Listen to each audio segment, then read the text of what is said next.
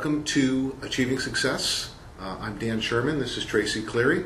And as usual, I've brought in my articles from Inc. magazine. Awesome.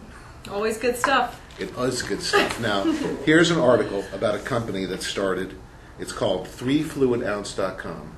Brilliant. And all that they do is they package cosmetics and things that you use, toiletries, in TSA-friendly bottles. Now, let me ask you something. When you take a flight, how many times have you been standing in that line and had to throw out something expensive? More than one time, and painfully so, because some of those things I've had to throw out are expensive, and it's quite painful to say, but you know, let me hold it. I promise it's not bad. But they don't listen. So I think that's just some brilliant marketing right there. People recognizing where there's a need, right, and turning it into something that works. I know I'd buy it. Okay. Yeah. Well, the thing is, you and I have both stood in those lines, mm-hmm. all right, and we've both thrown out stuff that we didn't want to put into those little bottles. But these people saw an opportunity and they started a business. Right. So I really think that brings up the point of always be looking around. Always be looking at what's affecting people, what's causing a problem to people, what is it that people need, and see if you can start a little business from it. And also I think that it really brings up the point of don't be afraid to start something. Right. You know, these people might have thought, oh, that's a stupid idea. But the point is that they had the idea and they were not afraid of starting it. Absolutely. And I think fear stops a lot of people. They may be afraid of failing, mm-hmm. or they may be afraid somebody else has the idea. And if they're afraid of failing, that is really going to stop them. Hold them. And it's just something that fortunately I've been able to push through in my life. I've never been afraid of starting a little business. And I know that you're very familiar with the brain, mm-hmm, and mm-hmm. what people think.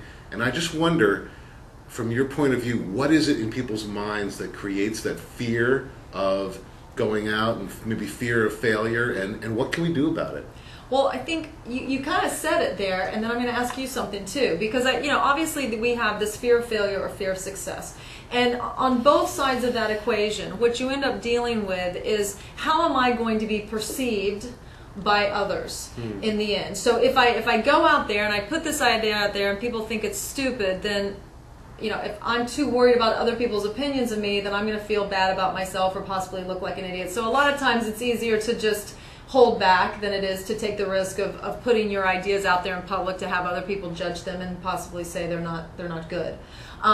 The other side of that coin with fear of success is maybe there's a part of you that fears that if it really did take off, how would I manage it? What would happen to my life? It might change so quick and so fast that maybe I wouldn't like it, and so it's a control issue. It can be on the other side of that control issue. But I think something you said was what really kind of inspired a thought for me is you said you experienced it, but you've been able to work through it. So I'm very curious, how has that happened in your life that when you've experienced fear mm-hmm. in starting businesses, you've still been able to take the action? Because there's something that we can learn from there.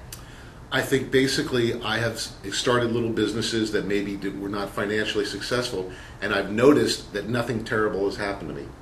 Okay. For example, I started a little affirmation postcard company once. Mm-hmm. I spent a few $100s doing this and selling postcards, and it wasn't financially a big windfall. But nothing bad happened. Right. Nothing terrible happened. I was still the same person, and I learned from that, and I think that's important. I think that I've always learned from everything I've done, and everything I've tried has created a great experience for me, and that's the way I look at these things. I look at them as learning opportunities, not something to be afraid of, and I don't care what other people think about me. Right. I don't care if I put out an idea and people don't like it. I'm just built that way. Okay. Well, you've said something there that's very, very key, which is you tried it, you took the risk, and you learned that nothing really happened. Because what happens is that fear part of our brain starts doing, well, what if, and it plays out worst case scenario. And oftentimes that paralyzes us into a place of no action because we're starting to believe in the what ifs and we're not staying in the present. And so when you come back into the present, say, hey, let me just try this. Let's see what happens. Let me act even though I feel afraid or uncomfortable right now. Then after you take the action, whether it works or doesn't work, you realize that I'm still okay. You know, really, those horrible things that I was telling myself may happen, or this person not liking me or judging me or whatever, even if they did, you know what, I'm still okay. So I think undoing fear has a lot to do with being willing to try it and start to learn that you're still okay after the fact. I had a friend one time say to me, oh, you know, you're different than me. When I started my own business, and she said, you know, I'd love to start my own business. And I said, well, why, what stops you? Why aren't you doing it? And she said, well, I'm not like you. And I go, well, what do you mean you're not like me? We have similar backgrounds, similar education. You absolutely could do what I'm doing. And her comment was, yeah, but I'm afraid. I'm not like you. You know, you're not afraid of things. And I just started laughing. I said, I'm afraid of things all the time. It's just that I choose to act even though I'm afraid. And so I think you do learn, you know, that yes, fear is an accompanying emotion that will often show up. Regardless when you're going to go out there and do something outside your comfort zone. It's what you do with the fear. I don't think the idea is that you're going to totally erase the fear. You might be able to in some cases. But I think it's more that learning to operate with the fear there and knowing that, okay, I feel it, but I'm going to be okay, and taking the action anyway. And that's obviously what you've learned how to do. And it turns out to be a very powerful end result for you. And for anybody else who manages to learn to do that. And if you're going to be an entrepreneur, you got to do that. Well, you've got to be willing to try. You do. You have to take the risks. And you will find out that nothing really terrible happens. Right. Absolutely. I think that's the key. So kudos to this company, Big kudos. 3fluidounce.com, 3floz.com. Go there and get your TSA-friendly cosmetics. I know I'll be visiting. And she's gonna buy out the store.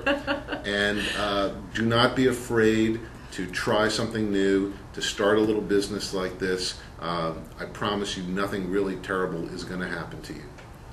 All right. Well said. Okay, well that's enough for today. Thanks very much for joining us. We'll see you next time. Thank you.